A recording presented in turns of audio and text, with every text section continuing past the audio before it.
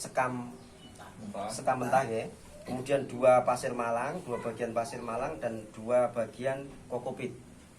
Satu ya. Nah, untuk racikan media tanam kan tidak ada aturan. Ya, ini yang biasa ya, seperti ini. Kemudian mengeksplorasi sendiri. Sebelum media itu diletakkan di dalam pot, itu bawahnya dasarnya diberikan arang. Nah, diberikan arang.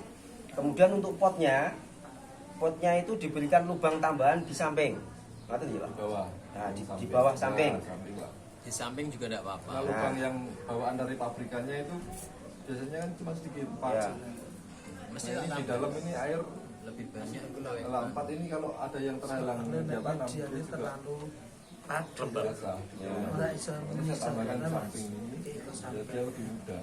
Nah, setelah medianya disiapkan, kemudian kita menanamnya itu jangan sampai terlalu ini ya, terlalu dalam. Kemudian satu lagi yang perlu kita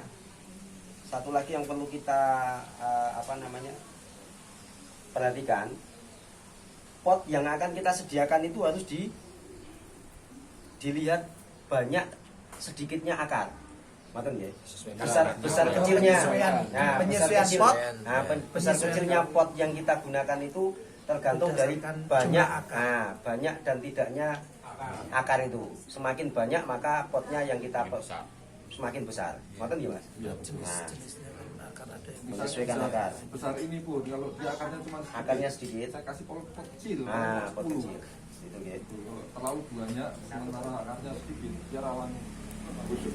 Ya, karena semakin banyak media tanam kan juga semakin lembab mengikat airnya. Terus kemudian setelah itu 2 atau 3 cm di bawah medianya itu diberikan osmokot atau yang nama lamanya itu dikastas. Nama Cara lamanya dibelah cemokot engko ini mesti ngono. osmokot gitu.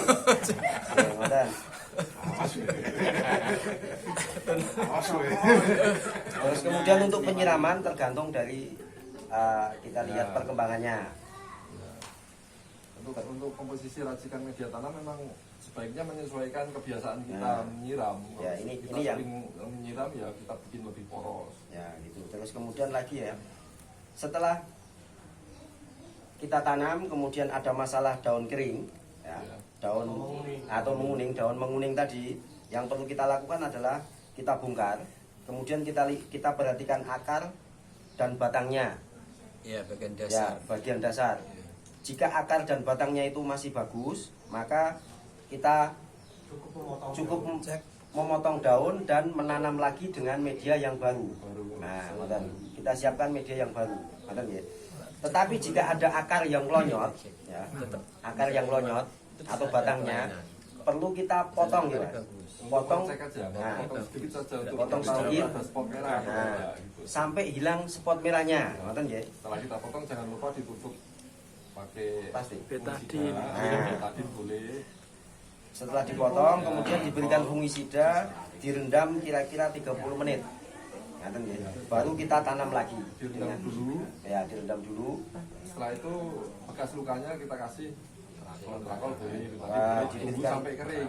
antrakol terus dikeringkan dulu ya. Karena bekas luka itu Ya. jadi pintu masuknya bakteri. Paling minimal 10 menit lah. Kering. Dikeringkan dulu baru kita tanam lagi ya. Gitu ya. Terus kemudian untuk perawatan berkala itu hanya dibutuhkan 6 bulan sekali untuk mengganti media. Malam ya. Dengan 6 bulan ini unsur hariannya sudah habis terlalu semua kita ganti yang Jadi baru. itu yang bisa kami simpulkan ya dari apa yang disampaikan oleh Om Edi. Semoga apa yang disampaikan Om Edi ini bisa bermanfaat bagi kita semua. Dan akan menjadikan aglonema Jepara makin bagus dan bisa dikenal di luar ya, ngoten ya Mas. Nah, di luar daerah kita. Ngoten nggih. Terima kasih, monggo.